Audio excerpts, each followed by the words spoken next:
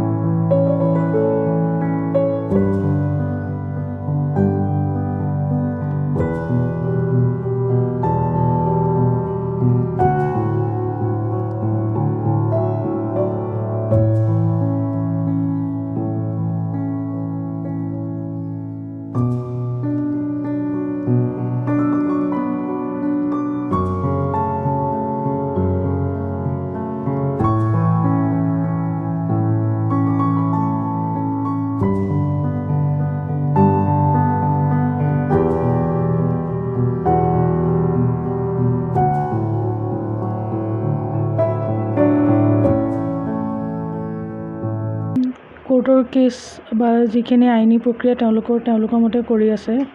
বৰ্তমান মোৰ graduation complete হৈছে আৰু মানে যিখিনি কাণ্ড কৰিলে নেক্সট যাতে সেই কাণ্ডখিনি আৰু ক'তো যাতে নেপায় নিউজত বা কিবা।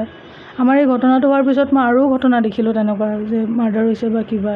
সেইখিনি বস্তু উৎসাহ যাতে আৰু জাগিব নালাগে ক'তো, আৰু যাতে ছোৱালীখিনি অলপ সতৰ্ক হৈ থাকিব লাগে সেইখিনি বস্তু লৈ, মানুহ চিনি পাবলৈ বা কিবা। আজি আমাৰ ঘৰত যিটো ঘটনা হৈছে মোৰ নিজৰ ভয় লাগে আমাৰ ঘৰখনত থাকিবলৈ। মই ঘৰত যেতিয়াই থাকোঁ বা কিবা কৰোঁ, য'তেই থাকোঁ কিবা এটা কিবা বস্তুলৈ মনত পৰি যায়। কিবা এটা যেতিয়াই চাওঁ বোলে বিচনাখনলৈ চালেও বা কিবা চালেও দেউতাইতো সেইখিনি বস্তু গঢ়ি থৈ গৈছিলে। ধৰিব গ'লেও যিটো জেগাত যেনেকৈ আছে তেনেকৈয়ে থৈ দিয়া আছে। বহুত বস্তু তেনেকুৱা আছে, মায়ে যেনেকৈ থৈ গ'ল মই তেনেকৈয়ে থৈ দিলোঁ এইখিনি বস্তু। মানুহ গুচি গ'ল, বস্তুখিনি থাকি গ'ল। আৰু মই কান্দিলেও যি কৰিলেও তেওঁলোকক আৰু ঘূৰাই নাপাওঁ কেতিয়াও। অকলে আছোঁ আৰু ভগৱানক খালি এটা বস্তুৱে খাটোঁ যে সি যাতে কঠোৰতছে কঠোৰ শাস্তি পায়, আৰু তাৰ ঘৰৰ মেম্বাৰ আৰু যি ইয়াত ইনভল্ভ আছে এটলিষ্ট তাহাঁতিও যাতে শাস্তি পায় সেইখিনি বস্তু লয়। কাৰণ তাৰ মাকে আৰু ককায়েকে মোক অলৰেডি মাৰি থৈছে। সেইটো প্ৰক্ৰিয়াতে মোক এতিয়া বৰ্তমান PSO দি থোৱা হৈছে। তেওঁলোকে যিহেতু মোক এটেক কৰিছিলে। এইটো 2021 চনৰ জানুৱাৰী মাহত। তেতিয়া যেতিয়া মোক এটেক কৰিছে সেইখিনি ঘটনাত, তেতিয়া মাকে মোক চুলিত ধৰি ঘটালি আনিছে, আৰু ককায়েক যোনটো পাপু বুলি কয়, তাৰ ভাল নামটো মোৰ মনত নাই, পাপু বুলি কয়, সি মোৰ পেটৰ অপাৰেশ্যনৰ জেগাত গোৰ মাৰিছে।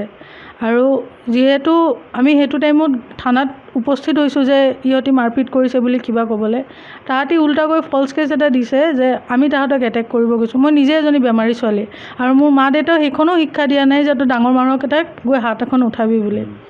সেইটোতেই মানে ইহঁতি যিহেতু মোক এটেক কৰিছে অলৰেডি, আৰু তাহাঁতি অলৰেডি তাহাঁতৰ ঘৰৰ মানুহে খুব ভাবুকি দি আছিলে তাহাঁতক মাৰিম কাটিম, আৰু সেইটোৱে কৰি থৈ গ'ল নাজিবোৰে।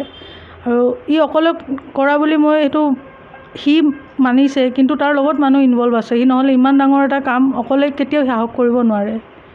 আমাৰ মানুহৰ হাত কাটিলেই আমি কিমানকণ চিঞৰোঁ, তেওঁলোকতো বহুত চিঞৰিছে চাগে সেইটো সময়ত।